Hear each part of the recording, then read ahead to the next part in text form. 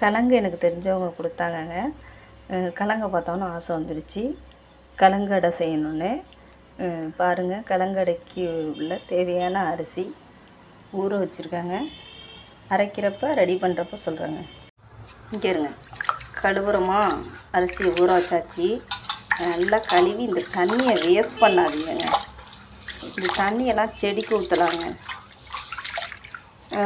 இந்த அரிசி தண்ணி வந்து நிறைய அரிசி கைனி தண்ணியால் நிறைய நன்மைகள் உண்டு. நம்ம இந்த சாப்பாட்டுக்கு கீரை தண்ணி சாருக்கெல்லாம் இந்த கைனி தண்ணி ஊற்றுவாங்க. முதல் தண்ணி இல்லை, 3ஆவது தண்ணி ஊற்றுவாங்க. அது மாதிரி சேர்த்துக்கலாம். அப்புறம் செடிக்கு இந்த தண்ணி ஃபஸ்ட்டு தண்ணி வேஸ்ட்டு தண்ணியெல்லாம் இருக்குல்ல, அதெல்லாம் வந்து செடிக்கு ஊற்றலாம்.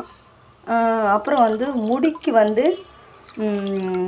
கொட்டுதில்ல, முடி ரொம்ப கொட்டுதில்ல, கொட்டுறதுக்கு வந்து இந்த கைனி தண்ணி யூஸ் பண்ணால் முடி கொட்டுறதை ஸ்டாப் பண்ணணுன்னு சொல்கிறாங்க. அது மாதிரி நிறைய நன்மைகள் இருக்குது கைனி தண்ணியால். இந்த தண்ணியை செடிக்கு ஊற்றுவோம். இது ஊற வச்சுட்டு ரெடி பண்ணிவிட்டு சொல்கிறேங்க.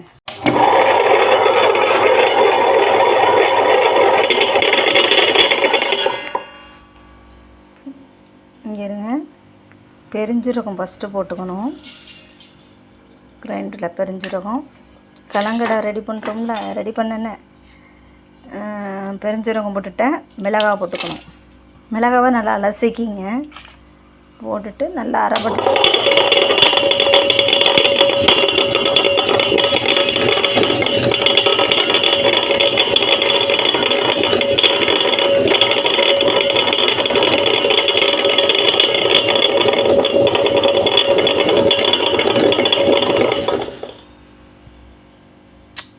மஞ்சள் தூள்,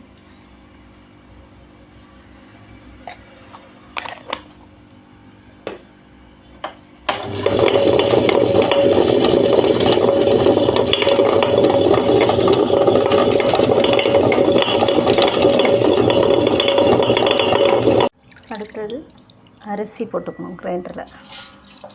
மஞ்சள், மிளகாய், பெருஞ்சீரகம், அரிசி போட்டுக்கிட்டோமா, இப்போ ஓட்ட வேண்டியதான். அப்புறம் கிழங்கு பாருங்கள், கிழங்கு எடுத்து போட்டுக்கணும்.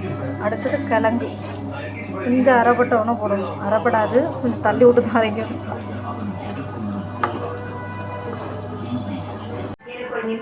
உரப்பட மாவு ரெடிங்க. வெங்காயம் போட்டுங்க. வெங்காயம்,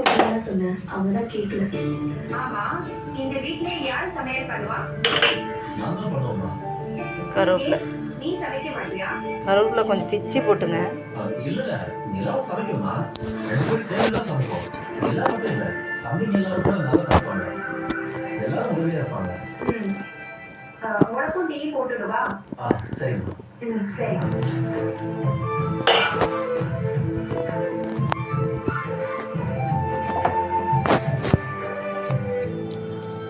இப்போ அதிலே போட்டு அரைச்சிட்டேங்க. தண்ணி ஊற்றிங்க. தண்ணி ஊற்றிட்டு அடை ஊற்ற வேண்டியதான்.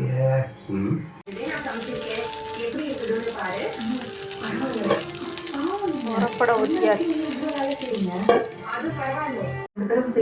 கிறிஸ்பியான உரப்படை ரெடிங்க.